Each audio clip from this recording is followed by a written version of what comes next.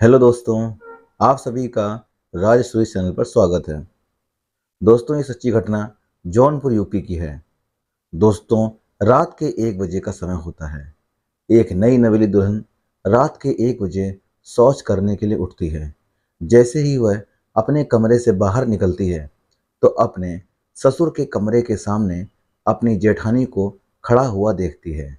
दोस्तों, रात के 1 बजे का समय होता है। रात को 1 बजे के करीब करीना शौच करने के लिए उठती है। जैसे ही वह अपने कमरे से बाहर निकलती है तो देखती है कि उसके ससुर के कमरे के सामने उसकी जेठानी खड़ी हुई होती है। उसके हाथ में एक कटोरी होती है और उसमें देसी तेल होता है। मोहिनी अपने ससुर के कमरे में चली जाती है और अंदर से दरवाजा बंद कर लेती है। अब करीना जब यह सब देखती है तो दंग रह जाती है और यह सोचने लगती है कि मेरी जेठानी जो है वह मेरे ससुर के कमरे में क्या करने के लिए गई है। अगर गई है तो उसके हाथ में जो कटोरी थी उसमें देसी तेल था। वह देसी तेल लेकर क्यों गई है? आखिर इसका राज क्या है? अब वह इस राज का पता लगाने के लिए लग जाती है। अब इस तरीके से दोस्तों 1 घंटे का समय गुजर जाता है। 1 घंटे के बाद मोहिनी अपने ससुर के कमरे से बाहर निकलती है।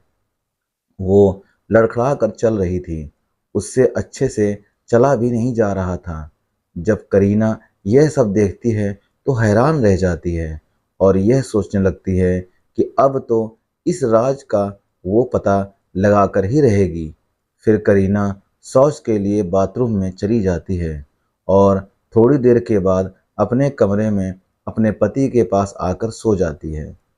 दोस्तों, करीना की एक दोस्त जिसका नाम सोनिया होता है, वह करीना से मिलने के लिए उसके घर पर आती है।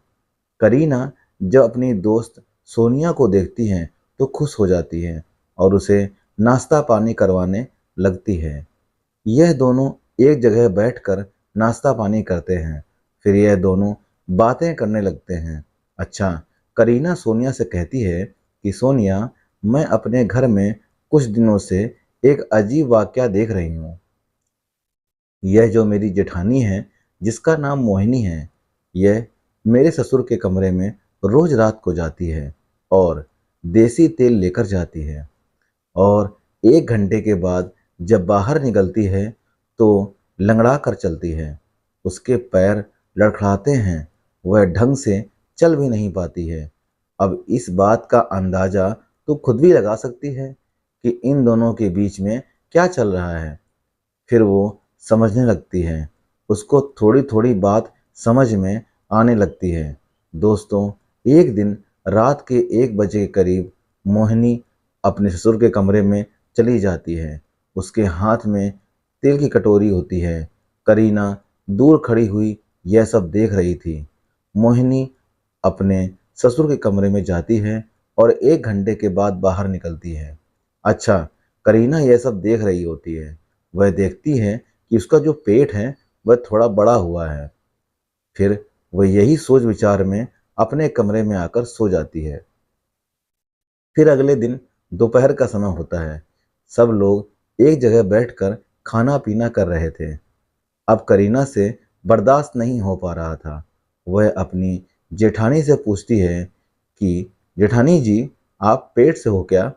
फिर उसकी जेठानी करीना से कहती है कि हाँ देवरानी जी, मैं पेट से हूँ और मुझे 7वां महीना चल रहा है। जब करीना उसकी यह बात सुनती है तो उसके होश उड़ जाते हैं और यह सोचने लगती है कि मेरे जो जेठ हैं वो तो कई सालों से विदेश में हैं और घर पर तो बहुत कम आते हैं। आखिर मेरी जेठानी प्रेग्नेंट कैसे हो सकती है?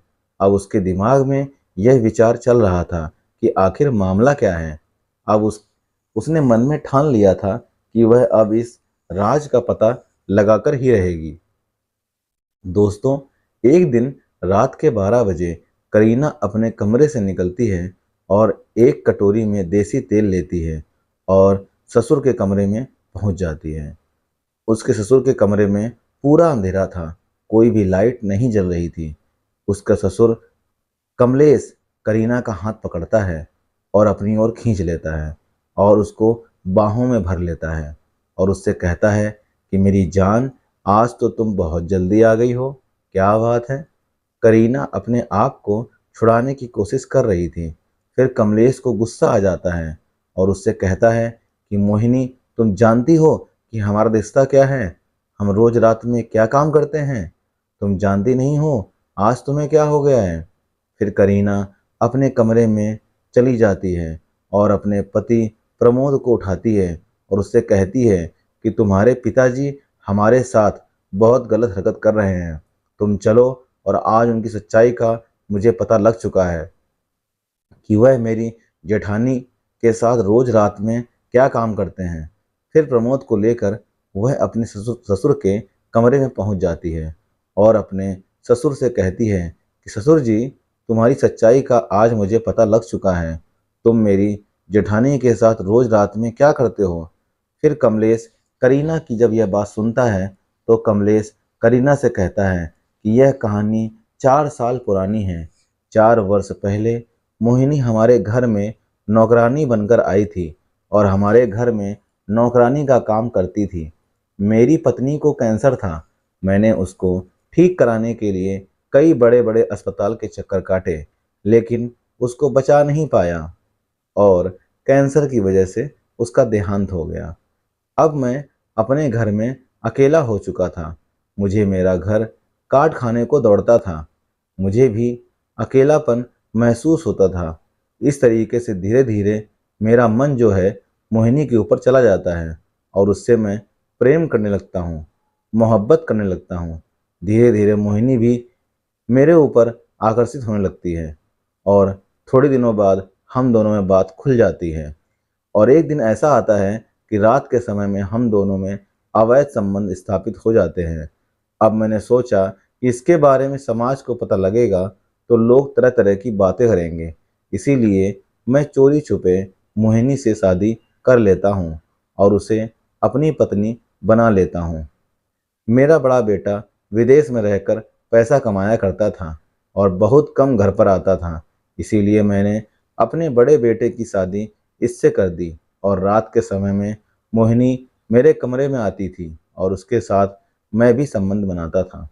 लेकिन समाज को यह पता ही नहीं है कि यह मेरी पत्नी है। करीना जब उसकी यह बात सुनती है तो दंग रह जाती है और अपने ससुर कमलेश से कहती है कि तुम अगर समाज के सामने इसको अपनी पत्नी बना लो तो सबसे अच्छा रहेगा। अब कमलेश को इसके बारे में समझ आ जाती है। वह समाज के सामने मोहिनी से शादी कर लेता है और उसे अपनी दुल्हन बना लेता है। अब दोस्तों, इस तरीके से पूरा परिवार घर में खुशी से रहने लगता है। दोस्तों, इस कहानी को सुनाने का हमारा मकसद आप लोगों को परेशान करना या दिल दुखाना नहीं था, सिर्फ आप लोगों को सचेत और जागरूक करना था। मिलेंगे फिर एक नई वीडियो में। आप अपना और अपनों का ख्याल रखें। दोस्तों, कहानी पसंद आई हो तो चैनल को लाइक, सब्सक्राइब और शेयर करना ना भूलें और जल्दी से जल्दी बेल आइकन को प्रेस कर दें ताकि जब भी मैं स्टोरी को अपलोड करूं तो आप सबके सामने नोटिफिकेशन आ जाए। दोस्तों, मिलते हैं इसी तरह की सच्ची और अच्छी कहानी में। तब तक के लिए जय हिंद, जय भारत।